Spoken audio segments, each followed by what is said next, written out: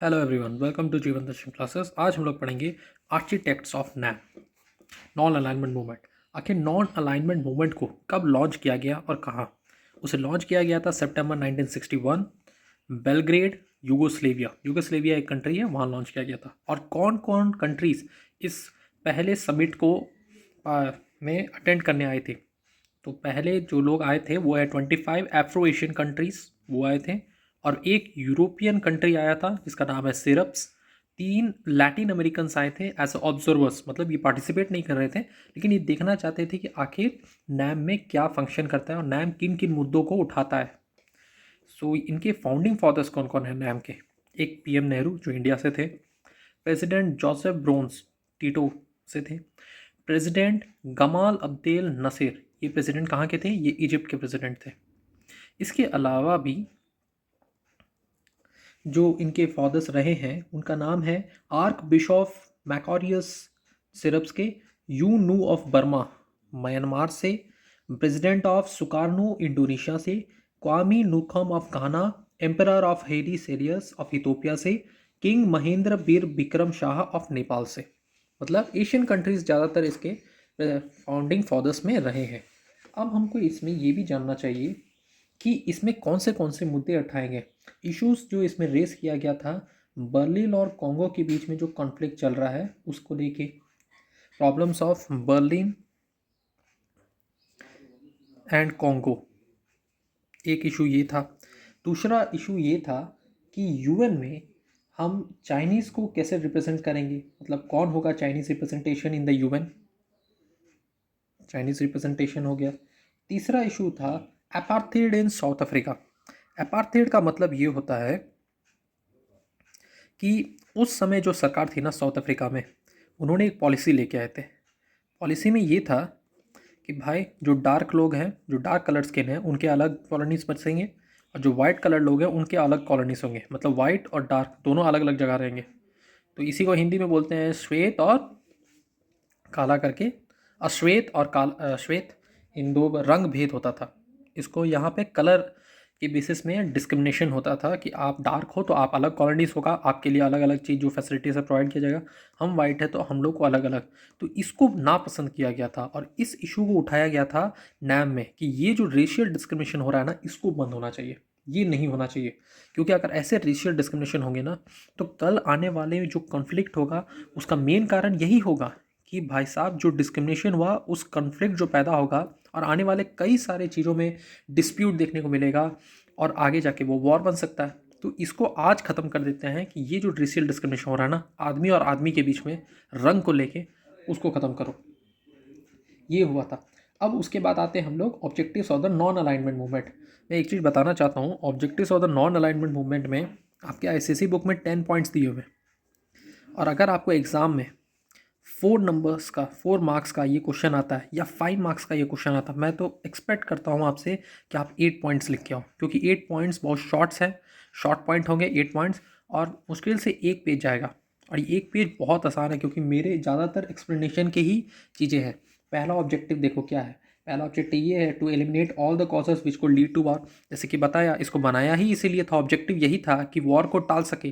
तो पहला ऑब्जेक्टिव तो बहुत आसान है याद करने का। पहला ऑब्जेक्टिव क्या है कि to eliminate the cause of war which को lead to war, cause of war को रोका जाए, एलिमिनेट करो। दूसरे पॉइंट में बोलता है कि to protect the nascent freedom of new born independent countries of Asia and Africa from colonial domination. हमें उन कंट्रीज़ को भी फ्री करना होगा जो लोग नेसेंट फ्रीडम, मतलब उन्हें प्रोटेक्शन देना होगा जो अभी आज़ाद हुए हैं कॉलोनियल रूल से। तो कॉलोनियल रूल से कौन कौन? इंडिया ये आज़ाद हुआ था, नेपाल आज़ाद हुआ था, पाकिस्तान आज़ाद हुआ था, कई सारी चीज़। बाद में इंडिया और पाकिस्तान का पार्टीशन हो गया, लेकिन था तो वो एशिया में है और इंडिया का हिस्सा। और इस तरीके से एशिया अफ्रीका में कई सारे कंट्रीज जो कॉलोनियल रूल से अभी आज़ाद हुए हैं उनको प्रोटेक्ट करना है, ताकि वो वापस फ्यूचर में ना गुलाम हो जाए। तो oppose colonialism, imperialism and racial discrimination, इसमें 3 लोगों का बहुत खंडन किया गया है।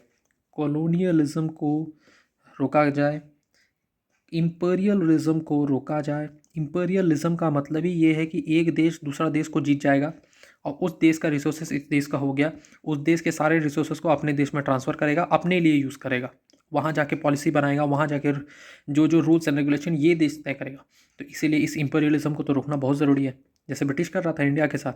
कॉलोनियलिज्म को भी रोकना ज़रूरी है। कॉलोनियलिज्म में क्या है, एक देश है दूसरा देश है। ब्रिटिश के लोग क्या आते थे, यहाँ के बस जाते थे, बड़े बड़े ऑफिसर्स जो होते थे वो ब्रिटिश ही होते थे। तो इस कॉलोनियलिज्म को भी रोकना ज़रूरी है। ठीक है, कॉलोनियलिज्म का स्पेलिंग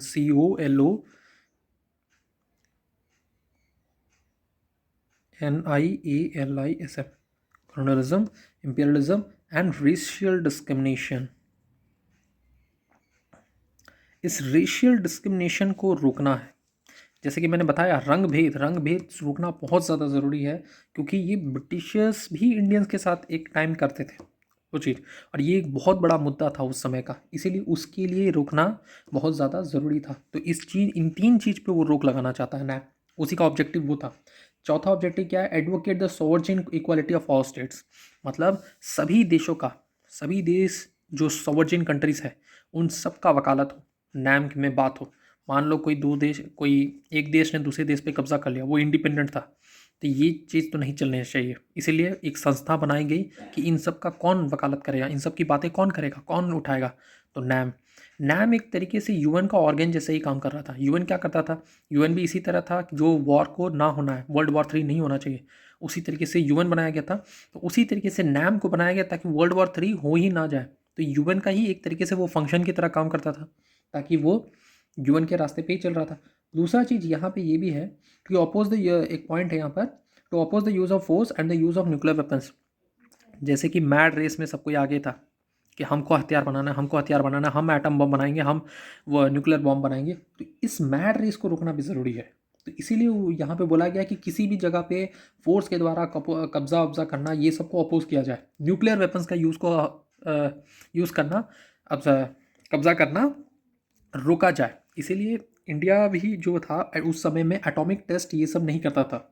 जवाहरलाल नेहरू का कहना था कि ये सब टेस्ट करने की क्या ज़रूरत है, क्योंकि हमें एज ए नेशन अपने लोगों के लिए देखना ज़रूरी है, ना कि इन सब टेस्ट करके और हथियार बना के हमें नए दुश्मन बनाना ज़रूरी है। तो ये पॉइंट्स तो डिस्कस हो गए। अब नेक्स्ट पॉइंट पे आते हैं। यहाँ पे एक जगह पॉइंट में क्या लिखा हुआ है, to strength the United Nation as an organ. जैसे कि बताया था, इसका नेशन ये यूनाइटेड नेशन की ऑर्गन्स की तरह ही काम कर रहा था, यूएन के ऑर्गन की तरह। मतलब यूएन जो कर रहा था वो भी उसी की तरह कर रहा था। तो इस तरीके से इसको बनना था ताकि ये ह्यूमन के ऑर्गन का तरह वर्ल्ड पीस फैला सके। To protect human rights and to protect environment, बिल्कुल ये भी इसी पॉइंट है, ये भी आप लिख सकते हैं अपने पॉइंट्स में, ताकि आपका कम से कम 8 पॉइंट्स का रहे जब आप आंसर लिखें। तो यहाँ पे ह्यूमन राइट्स को बचाओ, एनवायरनमेंट को बचाओ, इसके बेसिस पे था। To build in new international economic order NIEO based on equity equality and justice. तो इंटरनेशनल इकोनॉमिक ऑर्डर बनाए जहाँ पे सबको सामान्य अधिकार और न्याय इंसाफ सब मिल सके, इस तरीके से। तो ये जो 10 पॉइंट्स दिया गया, ये बहुत इंपॉर्टेंट पॉइंट्स हैं नैम के। और नैम यहाँ पे पूरी तरीके से ये बता रहा है कि जो हम दूसरे कंट्रीज़ के वेलफेयर का चाहते हैं, ना कि मतलब आपस में टकराना। इससे पहले आपने जो देखा होगा सेकेंड वर्ल्ड वॉर में 2 कंट्रीज आपस में मिल के पैक्ट साइन कर ले रहा है, या ये नैम नाटो की तरह भी नहीं है जो मिलिट्री अलायंसेस प्रोड्यूस कर रहा है। ये तो उल्टा है, जो एक दूसरे का साथ चाहता है और दूसरे का म्यूचुअल रेस्पेक्ट चाहता है। देख सकते हैं। अब रोल ऑफ जवाहरलाल नेहरू में जब आप पढ़ेंगे कि जवाहरलाल नेहरू जी बहुत ही विजनरी आदमी थे, क्योंकि उनको पता था कि हम दो, उनका एक कहना था, अगर आपके पास 2 चॉइसेस है, 2 कंट्री का चॉइस है, अगर आपने एक को भी चुनाना, तो यहाँ जो लड़ाई हो रहा है ना, ये लड़ाई फिलॉसफी की है। जैसे कि आप सोचिए, ये यूएसए क्या कहता है, कैपिटलिज्म, और ये है कम्युनिज्म।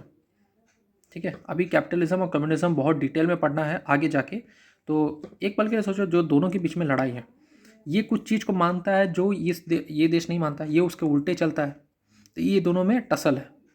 तो अगर मैं एज ए थर्ड कंट्री इसको ज्वाइन कर लूँ तो क्या होगा, ये जो फिलॉसफी को फॉलो करता है ना, वो चाहेगा कि ये देश भी फॉलो करे। तो फिर इस देश का जो अपना इंडिविजुअल फिलॉसफी वो क्या होगा, उसका अपना इंडिविजुअल फिलॉसफी तो गया ना, उसको कॉम्प्रोमाइज़ करना पड़ेगा इसके साथ, क्योंकि मैंने तो भाई संगी कर लिया इसके साथ, अलायंस बना लिया है। अगर या तो वो इसको भी फॉलो करता तो भी इसके साथ कॉम्प्रोमाइज़ करो। मतलब ऐसा अपना आपका इंडिविजुअल फिलॉसफी है ही नहीं कुछ। आप कैसे अपना देश को किन विचारधारा से चलाओगे, आपके पास कोई है? आपने बहुत सुना होगा कैपिटलिज्म,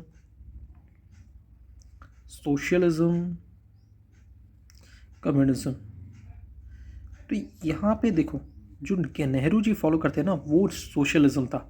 वो वेस्टर्न आइडियोलॉजी से काफ़ी ज़्यादा प्रेरित थे, लेकिन फिर भी उन्होंने नाटो को नहीं ज्वाइन किया, सेंटो को नहीं ज्वाइन किया, सीएटो को नहीं ज्वाइन किया। ऐसे मिलिट्री अलायंसेस था, इन सब को नहीं ज्वाइन किया। चाहता तो ज्वाइन कर सकते थे, लेकिन नहीं किए, कि जानते हैं कि ज्वाइन किया मतलब एक तरीके से अपने साथ ही कॉम्प्रोमाइज़।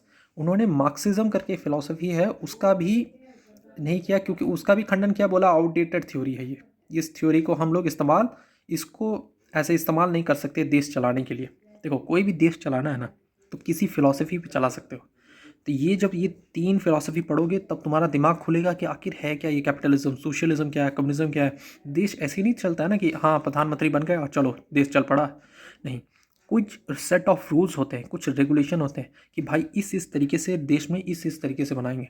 हमारा जो इकोनॉमी बना हुआ है वो सोशलिज्म के कंसेप्ट भी बना हुआ है। ठीक है, तो ये सब पढ़ोगे आगे तो और मज़ा आएगा, और समझने में की कोशिश करोगे कि भाई एक देश के अंदर ये सब 3 फिलॉसफी क्या मायने रखते हैं और क्या है ये सब। तब आपको बहुत अच्छा लगेगा। ठीक है, अभी के लिए हम लोग आज के लिए इतना ही रखते हैं। From the next video we will cover the last, जिसमें लिखा है achievements and future of NAM. ये 2 चीज़ हम लोग डिस्कस करेंगे। Okay, till then thank you very much, please do like and subscribe. Thank you.